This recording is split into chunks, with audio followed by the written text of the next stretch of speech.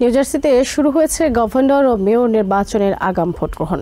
শনিবার স্টেটটিতে শুরু হওয়া আগাম ভোট আগামী ২রা নভেম্বর পর্যন্ত চলবে। প্রতিদিন সকাল 10টা থেকে রাত 8টা পর্যন্ত ভোটাররা ভোট দিতে পারবেন। শুধুমাত্র রবিবার সন্ধ্যা 6টা পর্যন্ত আগাম ভোট দিতে পারবেন নিউ জার্সির ভোটাররা।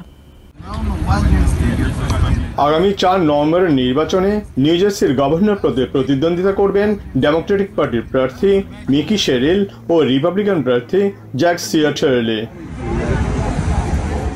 আগাম ভোট শুরুর দিনেই ব্যাপকভাবে ভোট দিয়েছেন অ্যাটলান্টিক কাউন্টির বাংলাদেশি কমিউনিটির লোকজন।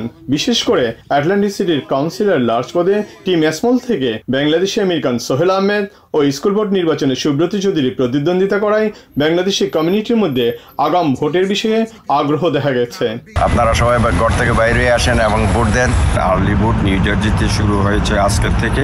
এটা হলো জর্জিয়া অ্যাভিনিউ কারাম্বা হলে। এবারের নির্বাচনে প্রতিটি ভোটই গুরুত্বপূর্ণ, তাই 4 নভেম্বরের অপেক্ষায় না থেকে ভোটাররা আগাম ভোট প্রদান করছেন।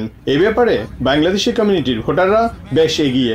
এর মাধ্যমে তাদের ভোটাধিকার প্রয়োগ যেমন নিশ্চিত হবে, তেমনি কমিউনিটিতে তাদের অবস্থান সুসংহত হবে। আমি নিজেও ভোট দিছি এবং আপনারা সবাই পরিবার পরিজন নিয়ে সবাই ভোট দিয়ে যান। আপনারা সবাই সুযোগ গ্রহণ করুন। আজকে থেকে ভোট আরম্ভ হয়েছে। আই থিঙ্ক 9 দিনে ভোট চলবে। আগাম ভোট প্রদান শেষে এসব ভোটার অপেক্ষা করছে 4 নভেম্বরের নির্বাচনী ফলাফলের জন্য। কারা হতে যাচ্ছেন তাদের নির্বাচিত জনপ্রতিনিধি তা দেখতে অপেক্ষা করছেন তারা।